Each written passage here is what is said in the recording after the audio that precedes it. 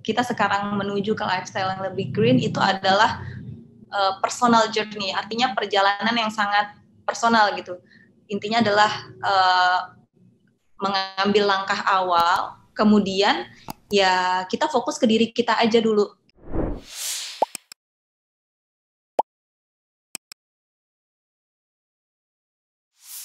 Assalamualaikum warahmatullahi wabarakatuh. Terima kasih kesempatannya untuk Metro kita telah mengundang saya di sini. Saya akan mencoba membawakan materi tentang Green Living Style. Mengenai Green Living Style ini, mungkin bukan hal baru, maksudnya untuk kita untuk masing-masing dari kita mungkin sudah sedikit banyak sering dengar gitu ya, yang namanya green living, green design, green building itu seringkali misunderstood atau disalahpahami untuk diartikan dari warnanya gitu ya. Padahal tentunya nggak begitu. Jadi kalau misalnya ada di sini yang mahasiswa arsitektur atau praktisi arsitektur selalu mengasosiasikan green ini kepada warna, oke, kita say no more.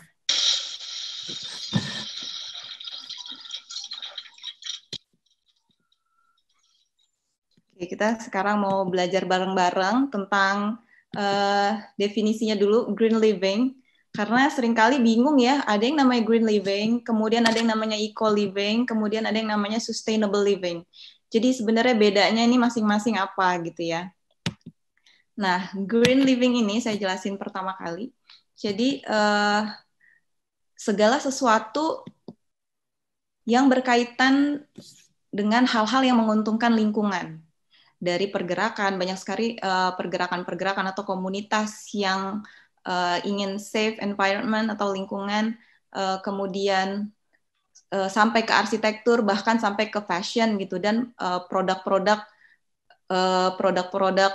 besar lainnya gitu ya. Kalau di sini dilihat bahwa green issues itu dia mengandung banyak sekali cabang gitu ya. Jadi terkait juga dengan sustainable, kemudian terkait dengan ekologi, recycle, apapun yang bersifat organik, kemudian aksi-aksi untuk recycle, renewable energy, water conservation atau konservasi air, dan lain-lain. Ya, jadi batasannya adalah apapun yang tidak melukai si lingkungan atau bisa memberikan benefit terhadap lingkungan. Kemudian,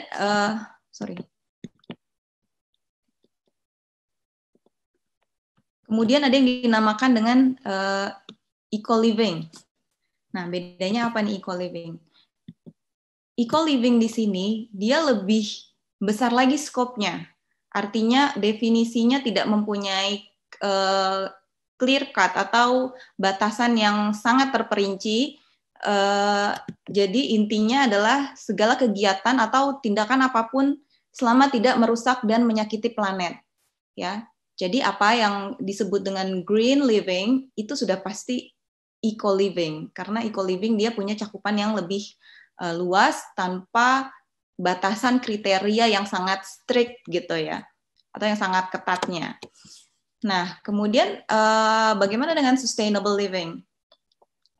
Kalau tadi kita bahas tentang green living adalah segala sesuatu yang dapat menguntungkan si environment atau lingkungan kita, kemudian eco living adalah segala sesuatu atau kegiatan atau aksi yang apapun selama tidak menyakiti planet itu sudah dibilang eco living. Namun pada sustainable living di sini definisinya adalah mewakili ruang lingkup masalah yang memang dia juga lebih luas, tidak namun fokusnya adalah tidak membahayakan kemampuan generasi mendatang untuk memenuhi kebutuhannya. Ya, jadi lebih future concern. Jadi segala hal yang mencakup menguntungkan lingkungan, eco-friendly, dan juga memikirkan masa depan, ya, itu adalah sustainable living. Jadi dalam konsep ini, sustainable living ini mempunyai standar yang dia lebih tinggi. Ya. Jadi standarnya lebih high. Jadi kalau misalnya kita masih baru memulai untuk berusaha melakukan green living atau kita berusaha untuk melakukan aksi-aksi yang orientasinya untuk menyayangi lingkungan, di awal kita bisa sebut eco dulu gitu ya, karena sustainable ini dia standarnya lebih tinggi. Oke. Nah, yang dinamakan green living itu seperti apa sih? Jadi kita perlu tahu dulu untuk di awal ada yang namanya Environmental Performance Index atau EPI. Itu yang memproduksi adalah kampus ternama di Amerika ya. Kolaborasinya Yale University dengan Columbia University untuk membuat Environmental Performance Index yang menilai bagaimana suatu negara mencapai tujuan sustainable living-nya. Jadi dilihat dari 10 performance atau 10 kualitas. Di sini ada kualitas udara, air dan sanitasi, logam berat, keanekaragaman hayati dan habitat, hutan, perikanan, iklim dan energi, polusi udara, sumber daya air, dan pertanian. Jadi kalau kualitas dari 10 ini performance-nya sudah bagus, maka bisa dibilang suatu negara sudah mendekati environmental goal-nya. Okay. Namun ada lagi fokus yang lebih mendalam, ya. Jadi these performance indicators are categories under policy objectives. Jadi yang difokuskan juga terhadap policy atau kebijakan pemerintahnya.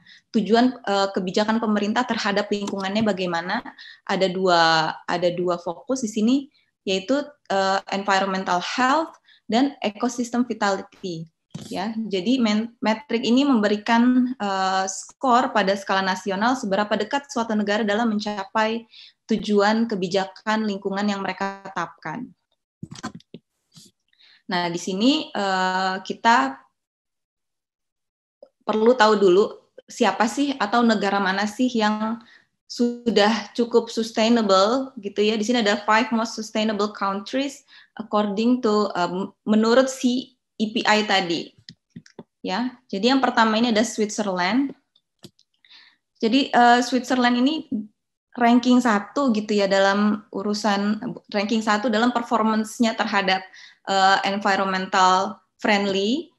Di sini bisa dilihat dari yang pertama dia memberlakukan feed-in tariff scheme. Jadi feed-in tariff ini disingkat FIT gitu ya, FIT gitu tulisannya, adalah kebijakan pemerintah. Jadi apabila suatu rumah dia bisa menghasilkan power sendiri untuk kelistrikannya, ini kalau dia kelebihan listriknya, maksudnya kalau misalnya satu rumah dia punya solar panel atau dia punya wind turbines, tapi yang lebih umum itu punya solar panel, kemudian si solar panelnya ini bisa menghasilkan energi dalam jumlah tertentu yang mungkin lebih dari apa yang dikonsumsi oleh rumah tersebut, maka bisa ditukar dengan uang, artinya bisa dijual gitu ya. Jadi ketika seseorang berinvestasi, dia ingin membuat rumahnya merdeka dari perusahaan listrik negaranya gitu ya. Nah, itu bukan berarti dia hanya berhemat untuk dirinya sendiri, namun energi tersebut juga bisa dijual kepada pemerintah. Jadi ada win-win di sini, gitu ya. Kemudian dia juga memberlakukan hydropower, jadi supaya tidak ketergantungan lagi dengan minyak, ya, sebagai pembangkit tenaga listrik. Dia juga secara masif banyak menanam hydropower atau tenaga pembangkit listrik yang dari air. Dan juga ada tambahan sekitar hampir 600 tanaman, dia sebutnya plants gitu ya, nuclear power plant, jadi tanaman energi nuklir gitu. Nah, untuk yang kedua, yaitu adalah yang ranking 2 adalah France atau Prancis. Prancis ini dikenal bisa mencapai sustainable goal-nya karena kebijakan pemerintahnya.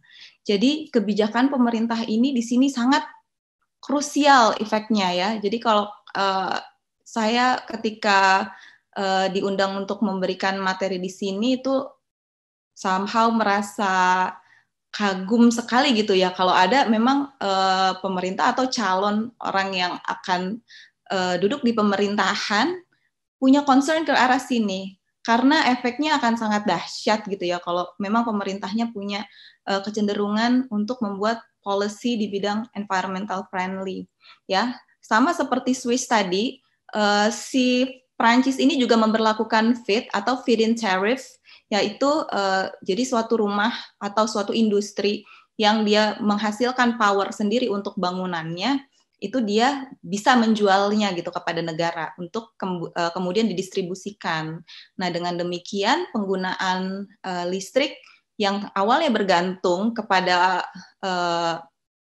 fosil dan oil gitu itu mulai bisa berkurang. Dan di Prancis ini dia juga menggunakan biofuel dan juga subsidi pemerintah. Jadi memang peran pemerintah dalam keberhasilan Prancis menuju sustainable goal-nya itu sangat tinggi. Kemudian ada yang ketiga, yang ranking 3 di sini adalah Denmark. Denmark ini dia bisa mencapai ranking ketiga, 3 besar. Yang pertama adalah karena wind power, yang kedua adalah karena cycling culture, yaitu budaya bersepeda. Jadi sepeda di sana ya seperti halnya, mungkin kalau di Indonesia seperti motor gitu ya, jadi kemana-mana orang tuh naik sepeda, bukan untuk hobi yang hanya dipakai every weekend aja gitu, yang harus sepedanya bagus dan sebagainya, tapi karena budaya masyarakatnya yang bersepeda. Gitu ya. Jadi dia bisa masuk ke 3 besar ke di the most sustainable country. Nah, yang keempat,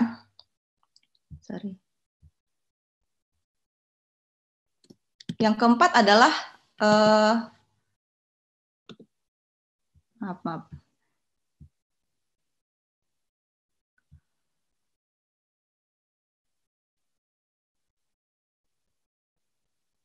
Nah, yang keempat adalah Malta. Malta ini adalah negara kepulauan di Laut Mediterania. Jadi ini adalah negara yang sangat surprising bisa sampai ke masuk 5 besar most sustainable countries around the world, karena dari tahun 2017 ke bawah, maksudnya 2017 dan sebelumnya, itu Malta masih sangat tergantung dengan pembangkit listrik dengan power yang konvensional gitu ya. Namun sejak 2017 dan ke sini, Malta bisa berubah dengan sangat cepat gitu untuk mencapai environmental goal-nya. Ya, jadi dia mulai mengganti dengan natural gas, mulai mengganti dengan bioenergy, wind, solar, kemudian mulai menargetkan bahwa tahun 2030 kalau bisa dia sudah independen dalam soal kelistrikan, gitu ya. Nah, kemudian yang terakhir adalah Sweden. Sweden ini yang sama seperti yang lain, namun yang membedakan adalah Sweden Swedia mulai menggalakkan adanya passive house. Passive house ini artinya suatu rumah tinggal dia secara pasif tidak mengkonsumsi energi dari luar selain dari dirinya sendiri gitu ya. Jadi rumah itu independen ya, dia listriknya diproduce sendiri sama rumah tersebut. Nah, dengan mulai banyaknya passive houses ini di Swedia akhirnya masuk 5 besar the most sustainable countries around the world. So, jadi yang menentukan di sini adalah yang pertama tadi tariff tadi, yaitu ketika seseorang atau suatu rumah pribadi ataupun industri dia punya powernya sendiri untuk electricity, itu bisa dijual. Kemudian ada hydroelectric power, ada cycling culture, nuclear power, wind energy, passive house, renewable sources, natural gas. Nah, kemudian ini semuanya yang mengenerate, kita nggak bisa pungkiri ya bahwa government policy ini takes significant part, artinya sangat besar sekali gitu perannya untuk mengubah dari yang tadinya sangat dependent terhadap oil dan tenaga yang tidak terbarukan, kemudian pindah ke renewable energy. Nah, ini semua adalah bisa dicapai dengan commitment to green way of living. Jadi semua ini yang muncul-muncul ini itu merupakan intinya adalah adanya komitmen untuk hidup yang lebih hijau. Oke, tadi kan kesannya kayaknya hanya di Eropa saja gitu ya yang peduli dengan green living atau sustainable living, karena top 5-nya ada di Eropa. Namun ada juga 2 negara yang mereka juga punya concern ke arah green living, yaitu di sini Australia dan Amerika. Namun bukan dari segi kebijakan pemerintah, tapi masyarakatnya sendiri yang mau gitu ya, yang mau belajar dan mau beraksi untuk hidup yang lebih green. Di sini ada hasil surveinya bahwa 77% orang di 2 negara tersebut mau mempelajari bagaimana caranya hidup lebih sustainable. Nah, dari 2 negara ini juga 193 orang terlibat dalam melakukan survei tentang bagaimana masyarakat dari negara-negara tersebut ingin terlibat dan bersedia melakukan aksi untuk melindungi planet. Nah, hasilnya cukup menyenangkan, bukan mengejutkan, tapi memuaskan gitu ya, bahwa dari 100% orang yang disurvei, itu terdapat 93% orang itu mulai merasa concern. Concern-nya artinya prihatin terhadap lingkungan. Lalu sisanya ya, mungkin tidak peduli atau belum peduli. Nah, apa sih yang diprihatinkan itu? Jadi yang diprihatinkan itu ada top 3 issues-nya, ada 3 besarnya yang menjadi keprihatinan mereka. Yang pertama adalah plastic pollution, kemudian biodiversity loss, kemudian climate change gitu ya. Dengan nomor paling tinggi adalah plastic pollution. Kemudian ada juga ini survei berikutnya adalah tentang kesediaan atau kesiapan masyarakat untuk mengubah jalan hidupnya atau mengubah lifestyle-nya untuk lebih green. Ini juga cukup memuaskan bahwa ada 77% orang yang siap gitu. Di sini ditulisnya ready to act gitu ya, ready to act 77%, kemudian sisanya mungkin belum siap. Lalu kesiapan mereka ini dalam aksi apa saja? Nah ini ya, jadi dalam aksi yang sebenarnya nggak terlalu heboh gitu bikin solar panel di dalam rumah, namun aksi-aksi kecil inilah yang mereka sudah siap untuk shifted atau berganti dari lifestyle lama ke lifestyle baru, yaitu mulai reuse gitu ya, kemudian mulai menggunakan recycle bag dalam kesehariannya mereka gitu. Jadi dan avoid single plastic use atau menghindari penggunaan plastik yang hanya sekali pakai gitu. Jadi 77% dari 2 negara ini orang-orang yang disurveinya sudah siap untuk beraksi berubah ke jalan hidup yang lebih green gitu ya. Namun memang ada fakta yang paradoksikal. Kalau kita lihat dari animo masyarakatnya yang sangat kuat untuk berkomitmen pindah haluan gitu. Namun ternyata pemerintah di 2 negara ini tidak tidak sejalan gitu. Makanya saya tulis di sini fakta yang paradoksikal. Jadi di bawah pemerintahan Trump, Amerika Serikat justru menjadi negara yang menarik diri dari perjanjian Paris terkait environmental. Ya, kemudian banyak Badan Perlindungan Lingkungan AS telah memutar kembali banyak kebijakan untuk mengatur polusi dan emisi gas rumah kaca. Kemudian kalau di Australia juga di sini Canberra gitu ya, berulang kali mengabaikan peringatan bahwa kalau tempatnya itu sudah beresiko gitu dari segi polusi dan lain-lain gitu ya. Jadi ini hebat juga ya, maksudnya masyarakatnya semangat, tapi pemerintahnya justru nggak semangat. Itu juga bisa kejadian. Nah, kemudian siapa yang bertanggung jawab ya? Memang kalau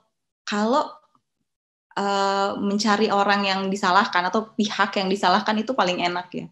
Nah, tapi ini hasil survei bahwa orang yang disurvei ketika ditanya siapa yang who's in charge gitu, yang pertama jawab pasti government ya. Tapi tidak semata-mata hanya government aja yang salah, namun major companies juga iya. Major companies ini maksudnya apa? Industri-industri besar itu punya andil yang cukup besar terhadap plastic waste gitu ya, terhadap limbah dan segala macamnya. Jadi government itu juga punya andil besar untuk bertanggung jawab. Kemudian major companies juga iya. Namun major companies ini akhirnya dia juga punya target-target untuk supaya pindah juga ke arah yang lebih green. Di sini dilihat Unilever punya target pada tahun 2030 dia mengurangi limbah dan lain-lainnya. Nah, ini juga New Zealand Air atau pesawatnya si New Zealand ini dia berkomitmen untuk mengurangi single plastic use dalam setiap penerbangannya. Dan ada yang namanya perusahaan Four Ocean, sebuah perusahaan yang mengumpulkan dan mendaur ulang limbah plastik dari laut. Perusahaan berupaya untuk menjadi lebih sadar lingkungan dengan peluang yang berlimpah gitu ya. Nah, yang terakhir adalah ya the citizen gitu. Artinya citizen ini atau masyarakat ini juga turut andil. Kenapa tidak suatu negara tidak bisa sustainable gitu ya. Namun si masyarakatnya ini juga bagaimanapun terkadang tidak punya pilihan gitu ya. Karena untuk memilih gaya hidup yang lebih green itu lebih susah ya. Karena gimana-gimana lebih gampang yang cepat-cepat gitu ya. Dan harga produk-produk yang bersertifikasi eco-friendly atau green itu jauh lebih mahal. Oke, jadi ini ada beberapa perspektif. Jadi intinya nggak boleh kehilangan harapan gitu ya, nggak boleh lose hope. Kemudian 87% respondents said mereka juga, si responden juga berupaya untuk mengubah kehidupannya untuk lebih hijau. Dan overall people menunjukkan ada interest gitu ya, walaupun belum sampai ke tindakan, tapi paling tidak sudah ada ada dia tertarik untuk belajar lebih untuk kesejahteraan si lingkungan. Oke, tuh. Nah, ini persepsinya. Dan education itu adalah one of the best tools untuk memerangi climate change. Nah, di sini juga ada hasil surveinya bahwa kalau dibagi dari generasi, ternyata hasilnya generasi yang makin kesini atau makin muda, kalau di sini disebutnya dengan millennials dan Generation X itu makin kesini makin mau untuk pindah ke gaya hidup yang lebih green dibandingkan oleh orang tua kita gitu ya, orang tua saya maksudnya yang usianya 50 tahun, 60 tahun, 70 tahun ke atas, atau yang disebut dengan baby boomers gitu. Di sini baby boomers hanya menunjukkan 38% dia peduli gitu terhadap environment. Namun makin ke sini ke Generation X dan ke millennials makin animo masyarakatnya, animo generasinya itu lebih tinggi untuk hidup yang lebih sustainable dan lebih green. Oke, kemudian kita membicarakan soal lifestyle, ya, lifestyle yang green itu seperti apa. Nah, di sini ada cara hidup green itu seperti apa, ya, berdasarkan idntimes.com. Jadi yang pertama itu hitung pemakaian energi di rumah. Kemudian hitung jejak karbon dari aktivitas harian. Jadi kita men-track gitu ya, kita dari setiap hari itu kemana aja, naik apa saja, dan dalam satu rumah itu berapa orang, aktivitasnya apa saja, berapa jauh, dan naik apa saja itu bisa dihitung Kemudian optimalkan pemakaian air untuk kegiatan sehari-hari, buat lingkungan rumahmu lebih hijau. Hijau ini maksudnya hijau yang dari tanaman gitu ya, bukan maksudnya lingkungan rumahnya hijau terus dicat hijau semua gitu juga bukan ya. Kemudian minimalkan jumlah sampah yang kamu buang ke lingkungan.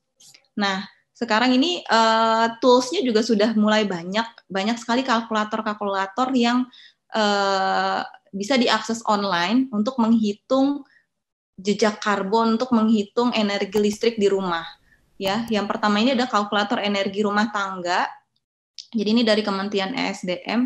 Nah, kita bisa hitung di sini. Jadi ada webnya ya di situ ya, kalkulator ebtke.esdm.go.id. Kemudian ada juga kalkulator jejak karbon gitu ya. Hitung dan kurangi. Jadi kita tidak bisa mengurangi atau kita akan sulit mengurangi kalau kita tidak mengkalkulasi dulu. Sebenarnya sehari itu kita spend berapa banyak karbon gitu ya. Jadi langkah pertamanya memang untuk menghitung dulu, baru kita bisa berhemat. Nah, ini juga benda-benda yang harusnya kita hindari kalau kita ingin berhijrah gitu ke hidup yang lebih hijau ya. Seringnya adalah puntung rokok ya, food containers ini. Jadi kalau mulai kalau kita senang beli take away, makanan take away ini juga mulai harus dikritisi ya.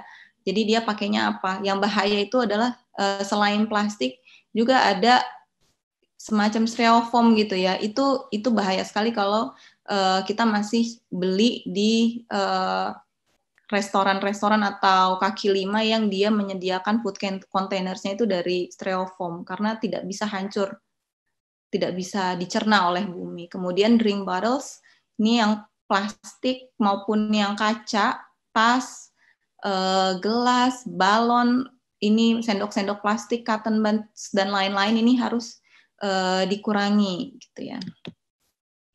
Nah, ini adalah brand-brand yang sudah mendapatkan sertifikat bahwa dia eco-friendly. Jadi karena banyaknya tadi, walaupun ada negara-negara yang pemerintahnya tidak mendukung, tapi karena ini akhirnya menjadi tren lifestyle, ya green living menjadi tren lifestyle masyarakat zaman sekarang. Jadi muncullah pada akhirnya produk-produk yang dia concern terhadap lingkungan, gitu ya. Ya banyak sekali di sini kalau bisa dilihat. Nah, ini juga suatu ilustrasi bagaimana seseorang bisa memulai untuk hidup yang lebih green. Kalau di sini terlihat si bapak belanja gitu ya, dia kelihatan groceries gitu, dia pakai yang tasnya itu bisa dari paper gitu, dari kertas. Kemudian si ibunya ini dia makan makanan buah-buahan gitu atau plant based ya, yang itu adalah real food. Jadi food itu juga atau makanan punya andil besar terhadap pengurangan energi. Karena makin jauh makanan yang kita makan, misalnya kita makan Norwegian salmon, sementara posisi kita ada di Bandar Lampung, ada di Indonesia dan di Bandar Lampung. Bayangkan berapa energi yang terpakai untuk datengin si Norwegian salmon itu ke piring kita. Itu jauh banget ya dari nelayannya, kemudian nelayannya itu kan perahunya dia juga pakai bahan bakar, kemudian harus dipaket ke Indonesia, itu jaraknya berapa jauh, kemudian dari Indonesia di Jakarta mungkin pula harus dipaket lagi ke Lampung gitu.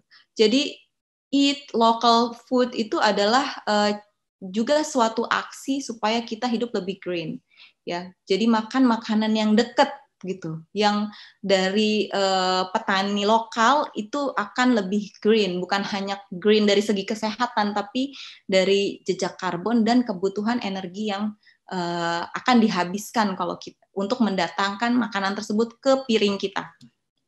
Ya, kemudian banyak coba menanam tanaman dan menggunakan ini, dia ngelihatnya bawa gelas gitu ya. Jadi jangan pakai lagi yang namanya, bukan jangan pakai lagi, tapi paling tidak meminimalisir membeli minuman-minuman yang dia pakai plastik yang single use lagi gitu ya, yang sekali pakai.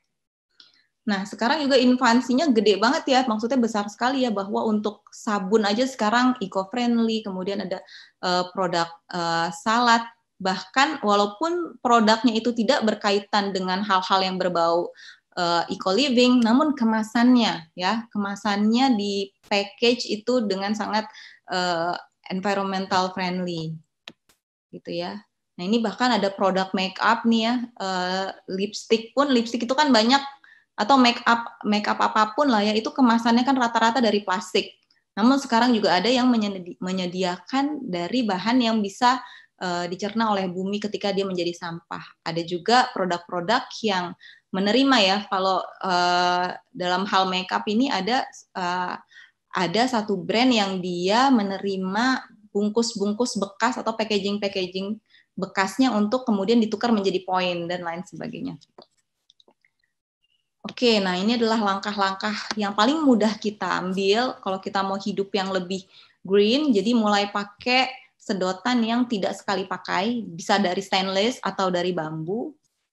Kemudian mulai pakai shopping bag, bawa sendiri dari rumah. Jadi kalau belanja bawa tas sendiri. Ini saya sering ketemu kalau di supermarket gitu ya, kebanyakan bule yang kayak gini. Maksudnya bukan orang lokalnya, justru bule-bule ini selalu bawa shopping bag sendiri dari rumah. Jadi dia sangat komitmen gitu, sangat berkomitmen untuk gaya hidupnya. Jadi nggak sekedar wacana, tapi benar-benar lakukan. Dan sampai ke sikat gigi. Sikat gigi ini kan juga kita disarankan sama dokter gigi itu 3 bulan sekali ganti. Jadi bayangkan kalau kita pakai sikat gigi yang plastik, selama 3 bulan sekali harus ganti, dikali dengan jumlah anggota rumah, sudah berapa plastik waste yang kita produksi dari rumah kita sendiri gitu ya.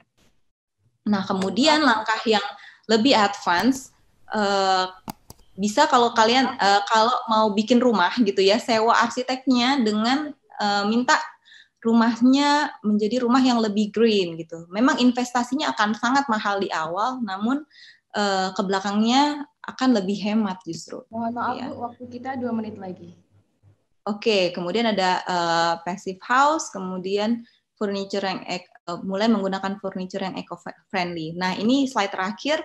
The only impossible journey is the one you never begin. Jadi memang kelihatannya sulit untuk shifted, untuk mengubah dari gaya hidup yang nyaman seperti sekarang ke gaya hidup yang lebih green, tapi kalau tidak dimulai ya journey-nya akan impossible. Terima kasih banyak atas waktunya. Assalamualaikum warahmatullahi wabarakatuh. Saya serahkan ke moderator lagi. Terima kasih, Mbak.